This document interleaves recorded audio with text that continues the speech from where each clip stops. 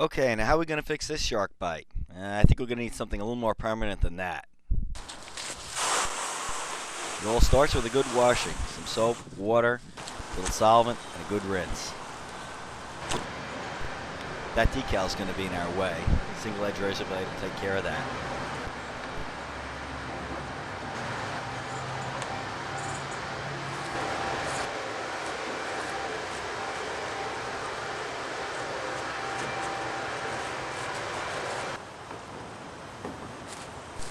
Now here I'm test fitting pieces of Formica to be used as a backer to pull the damaged pieces outwards to form a mold for the repair.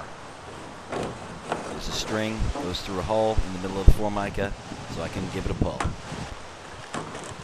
Here we'll put in a second piece of Formica to give it the right shape. A disc grinder makes short work of grinding away the damaged fiberglass and gel coat. Just be sure to wear dust protection. And if you don't have a disc grinder, you can always use an orbital sander or even do it by hand. It just takes a little longer.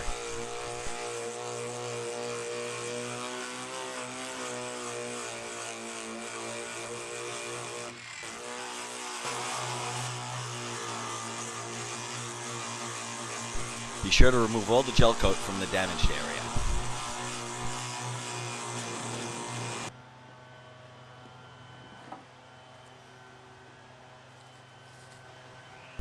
Here we're just painting in epoxy to hold the cracked areas together. That's just to form a mold for the later laminates. When working with epoxies, always be sure to use vinyl or nitrile gloves so you don't get sensitized to the hardener in the epoxy.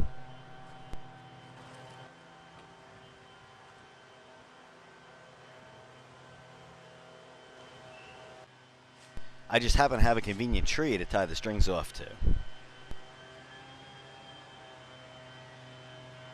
After an overnight cure, another washing.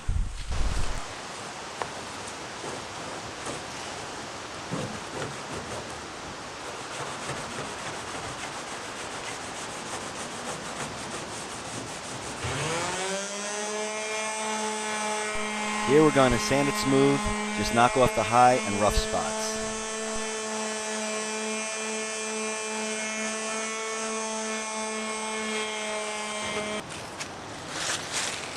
Pumps make it a little easier.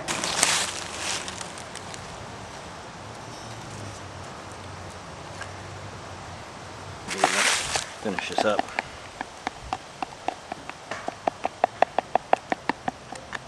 Just on, how long do you have before you?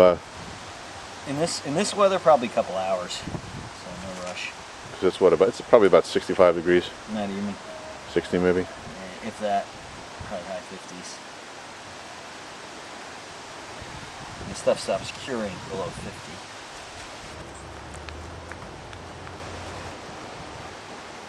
Wet it out, putting it right into the epoxy that's there. Now you've got these all pre-cut. You got how you wanted to do it. Yep. So I guess the first one you put on takes care of the top, the vertical crack, and it's a layer that goes on top of that. Mm-hmm.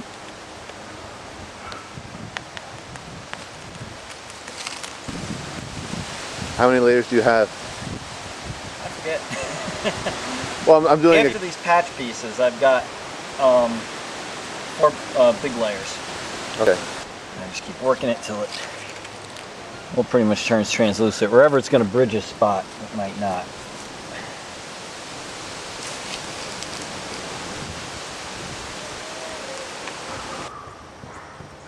Now you were saying about the translucency because you can see the outline of the the Formica back here behind this that you put in as a backing.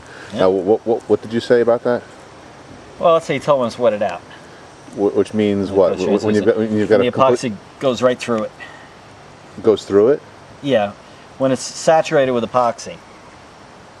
We want to saturate the cloth fully, but we don't want any extra. So that's why I put it into the wet epoxy and then just with a brush. Well, I'm even looking at the original one. How I can see behind it. You're saying that that was fully wetted originally. Right.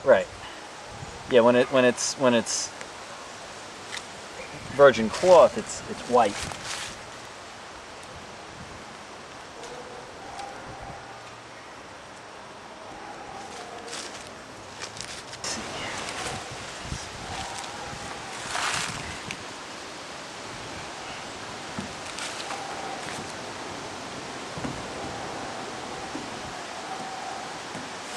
Now it's starting to look like something.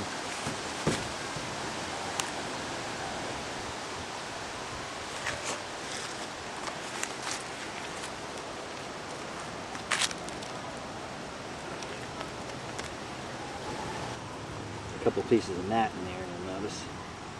Why the mat and regular cloth?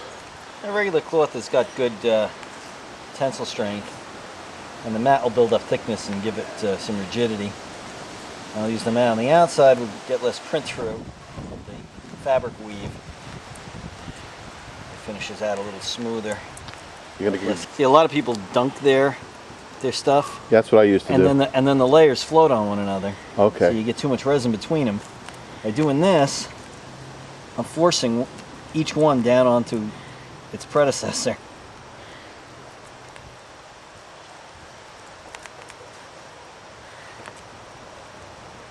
Yeah, that's what I was taught to do initially, and I was never happy with that because I always seemed like I was slopping things around. Yeah, me too. And it makes a mess. The fabric falls apart.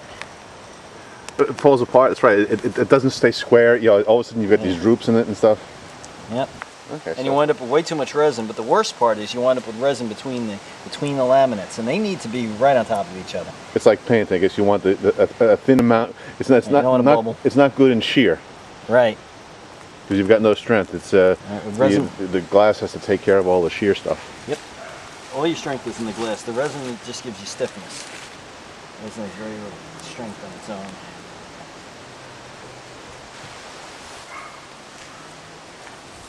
Okay.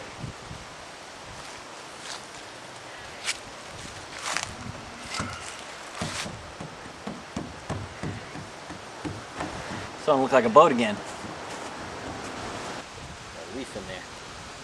That does not add to the strength of the laminate. Man, that is looking nice. It looks very nice. Epoxy mixing is much more sensitive than polyester mixing. Really? Yeah. Really got to get it mixed up good. You get uncured pockets. Whereas the polyester, it'll eventually all catalyze. It might do it at different rates.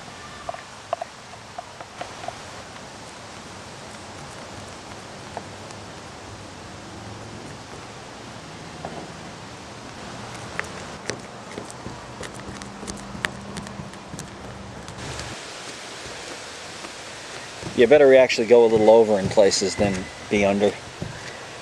Yeah. So, but what about the edges here? This whole thing's going to be sanded. That'll come flush again.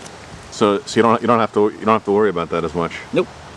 So it's not like I have to get the resin down on the back of that and push it beyond it. Nope. This will get all sanded off. I'll get resin in there so that it becomes sandable. If you clean the epoxy after each cure, that's the trick. There.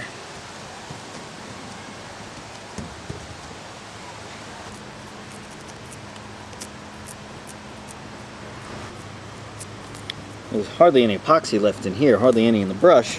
I'm able to work up through what's already there from underneath. And that's the best way, that's the strongest way. Work at it, the more it works through all of these. Sorry, I wasn't watching. That's why I want to do it. That's one of the reasons I like to do just one layup, and the other reason is, you know, that one layup uses the least epoxy, and it also, there's no secondary bonds in there. How do you clean it beforehand? Use just soap and water? Yeah. Soap and water, and then a Scotch-Brite, and then fresh water rinse. Sort of similar to as if you were cleaning off the chemicals from a paint stripper. Yep.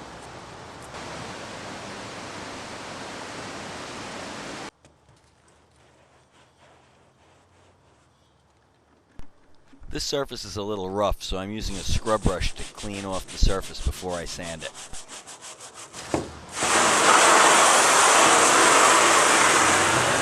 So what grit are you using?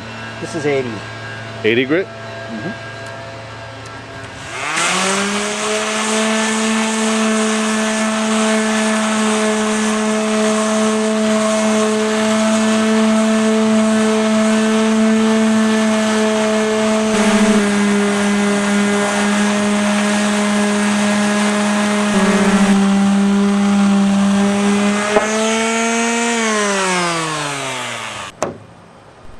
You can use a flexible wooden batten to check for high and low spots.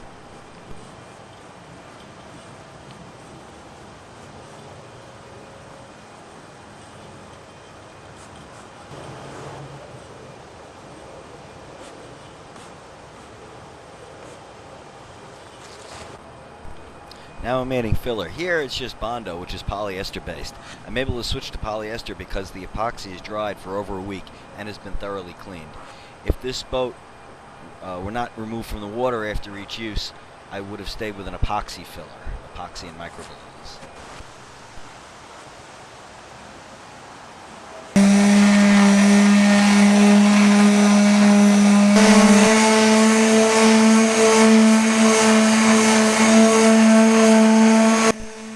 The area gets smooth and feather edged.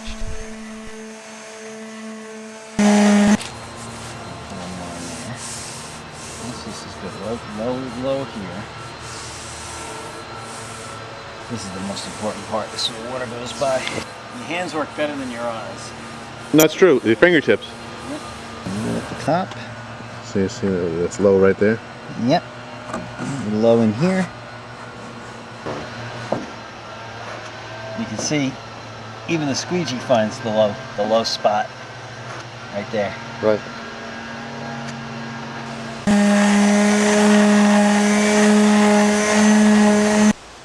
I'm adding 3 coats of polyester gel coat. The halogen light is to give a little warmth because it's starting to get cold out.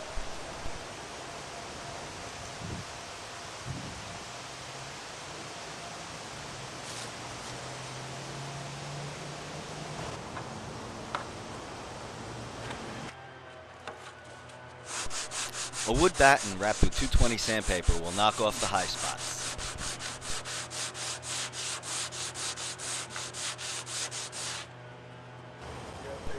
Now to wet sand, fold your wet or dry sandpaper in thirds and then you'll pinch one corner with your thumb. Use the flat of your hand to apply pressure for sanding. I'm starting with 320 grit sandpaper, working up through 600 grit. A little trick is you can add a squirt of dishwashing detergent to your wet sanding water. Helps keep the sandpaper clean. Now we're ready for rubbing compound. An electric buffer makes short work of it, but you can do this step by hand.